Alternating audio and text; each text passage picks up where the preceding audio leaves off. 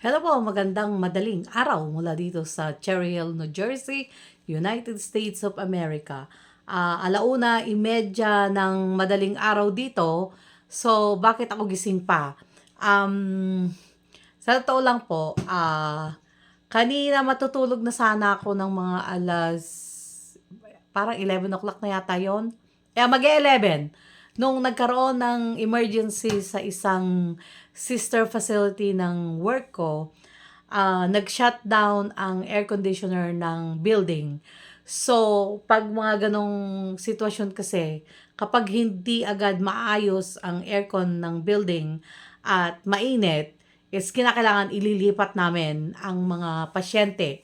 And yung sister facility namin yon has 250 patients. Imagine yan na ililipat namin. So, right now, tinatry nila na i-fix, dumating ang General Electric, nakabantay ang mga police doon sa facility, at umuwi muna ako para hintayin ko yung desisyon nila kung maglilipat. So anyway, 11, 12, 1, para bang nandun ako for more than 2 hours.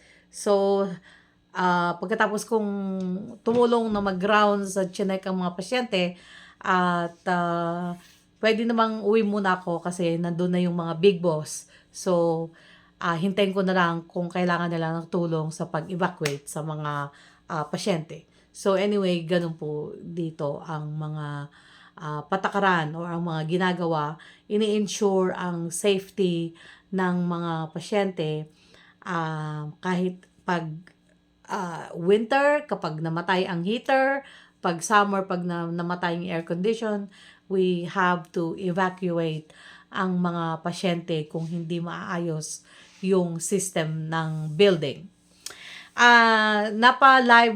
Napa-video na po ako ngayon kasi syempre baka bukas ng umaga, in 5 hours malalaman kasi yung decision kung maglilipat kami ng mga pasyente. So, yung oras na yon doon naman ako nagbi-video. So, gawin ko na ngayon just in case na aalis ako ulit mamaya at maglilipat nga kami ng mga pasyente, para makapag-video ako, para may upload ako. Dahil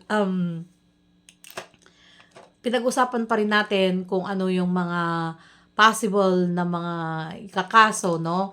Na, of course, it's going to be cyber libel. Yun ang main na kaso kay kumaring OFW. Pero ano yung mga nakapaloob doon sa cyber libel, yun ang papatunayan ng Tesalona family kontra kay kumaring OFW. And so far, sa nababasa ko sa mga post ng Tesalona family, na tuloy ang kaso. At pati nga si PB Onjay nag-comment sa isa sa mga videos ko na sabi niya na tuloy ang kaso. So, at isang lawyer din ang nag-comment isa sa mga video ko. Sabi niya na isa akong practicing lawyer sa isa sa mga bansa sa Europe. Sabi niya, I'm a practicing lawyer in Europe. At sabi niya, kahit sa ang anggulo mo tignan, from all angles, talo si kumaring OFW. So, this is already came from a lawyer, no? Na ang comment niya, pag makita nyo sa mga videos ko, mababasa nyo yung comment ng isang lawyer. So, sabi niya nga, from all angles, talo si kumaring OFW. Kaya, ito ngayon yung hirap, no? Na sinosobrahan natin yung mga pananalita natin, dahil libre ang YouTube, pwede na tayong magsalita ng kung ano-ano. At yun ang naging hindi maganda kasi pwede naman mag-reaction wala namang problema sa mga content creators pag reactionan mo sila, pero doon ka lang sa doon ka sa tama. No, doon ka sa pagre-reaction na hindi ka makakasira ng pagkatao ng isang content creator. Kung maalala nyo, nung naghiwalay ang Chris Pao, maraming mga pambabash na ginawa kontra kay Pugong Biyahero. At 10 ng PB team at ako, no? At si Sir Paul, dahil lang sa kagustuhan niya ang katahimikan, he backed down. He backed off. Talagang nag-back off talaga si Sir Paul. Nag-back down siya talaga kasi knowing him, kilala natin siya, talagang ayaw niya ng mga gulo-gulo, gusto niya yung tahimik lang, ayaw niya ng nagkakaroon ng mga gulo. Ayaw ni Sir Paul yun at never na pumapatol siya sa mga bashers. Kaya nga ako naging reactor because pinagtanggol ko siya sa isang matinding basher, kung maalala nyo. That was 2 years ago. So, kaya ako nagre-reaction ako. Ngayon, si Sir Paul, talagang hindi niya talaga pinapatulan or hindi siya lumalaban. No, ang ginagawa niya actually nag-explain, nagiging mahinahon siya, nagpapakumbaba siya. Mga bashers, mga viewers pa rin naman yan. Ganyan siya. So, what is the difference this time? Ano ang diferensya ngayon? Bakit napag-uusapan ang pagdadala or ang kaso kay kumaring OFW is because ang hirap kasi, kagaya yung nauna kong video, ang tinira kasi ni OFW, kumaring OFW, is hindi lang si Pugong Biyahero. Ang masama kasi, sinali niya ang buong pamilya ng Pugong Biyahero, ng Tesalona family, dahil isinali niya yung mga bata na nakatira sa pangangalaga ng Tesalona family. Yun ang diferensya ngayon. Kaya nasanay na kasi ang mga bashers sa kabaitan ni Sir Paul na akala nila na okay lang, sige, insultuhin mo ang kanyang pagkatao, okay lang, sige, batuhin mo ng mga kung ano-anong bagay. Kasi nga, experience nyo na yun eh. Si Sir Paul, magpapakumbaba. Experience nyo na yun. Kaya nga, sa totoo lang, sa pangyayari na yun, medyo naano ako eh. Medyo para bang, hindi naman sa nagtampo. O, nagtampo ba ako? O, sige, naaminin ko na, nagtampo ako kay Sir Paul.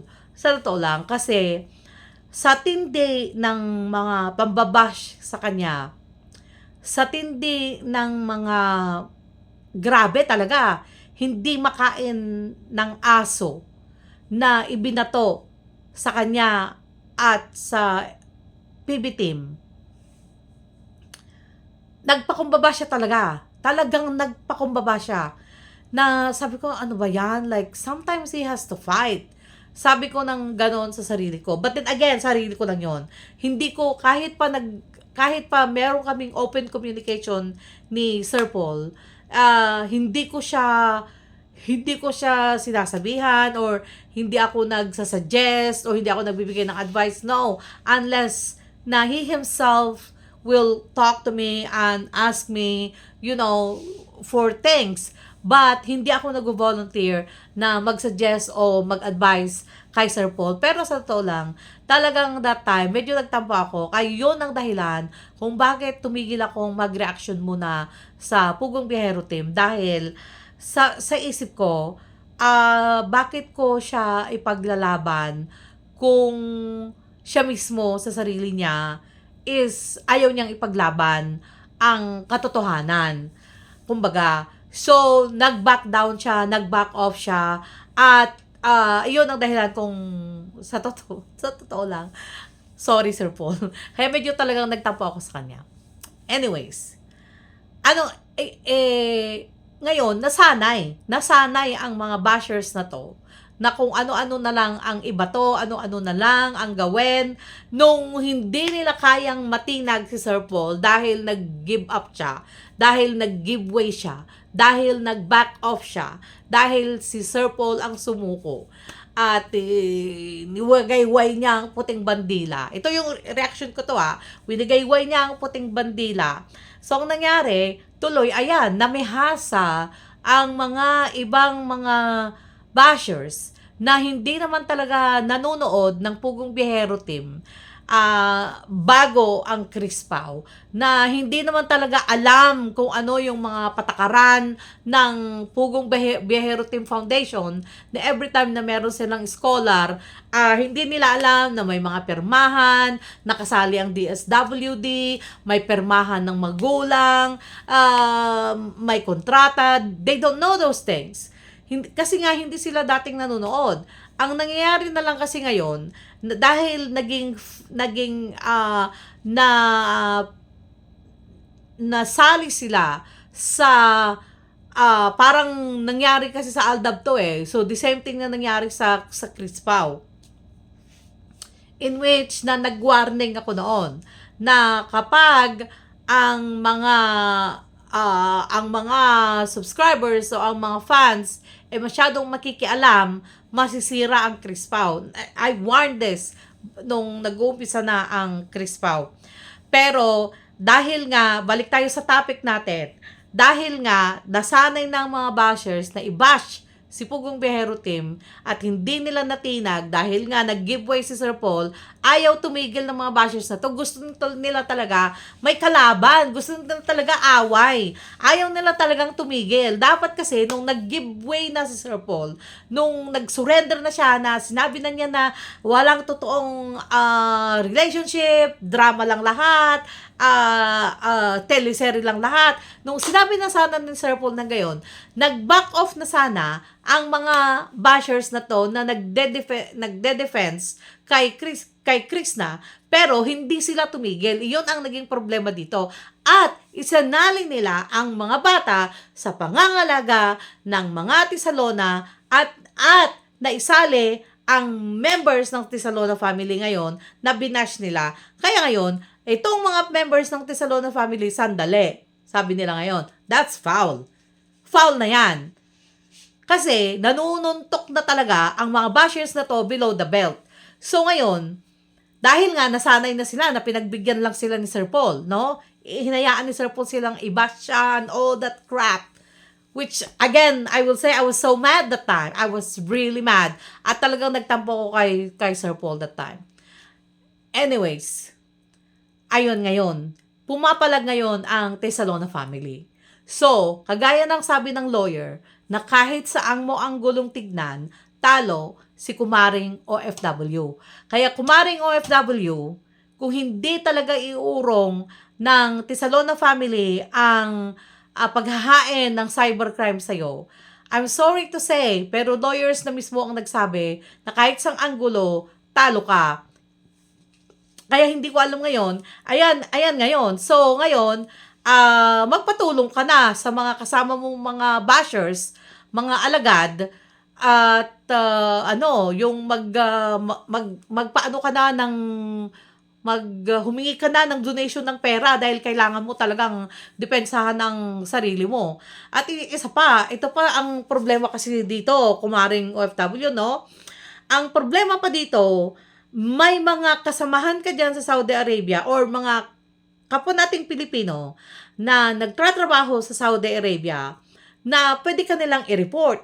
So, kahit pa ikaw ay let's say for example, patawarin ka ng Tesalona family, or let's say for example, hindi nila ituloy o iurong nila ang demanda para sa'yo.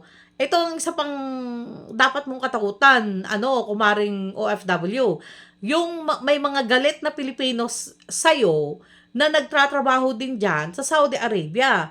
Ang hirap nito is pwede ka nilang isumbong, no? Kasi either na totoo o hindi, magsusumbong sila against you. Kasi may mga nababasa ako na sinasabi na bawal yan dito. Sinasabi ng mga kapwa nating Pilipino na nagtatrabaho ng Saudi. Kaya, hindi lang yung cyber libel ang katakutan mo rin pala, pwede rin palang may gawin sa'yo ang gobyerno diyan kung saan kayo nagtatrabaho kung may magsusumbong.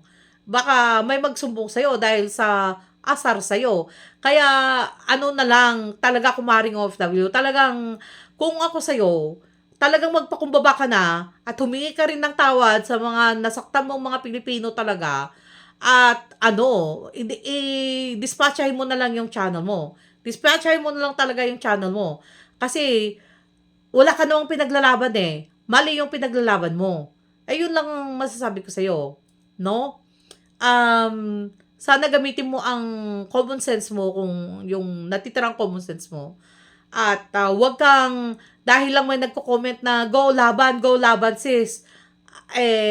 Parehas mo yung mga yun eh. Makitid ang pangunawa eh.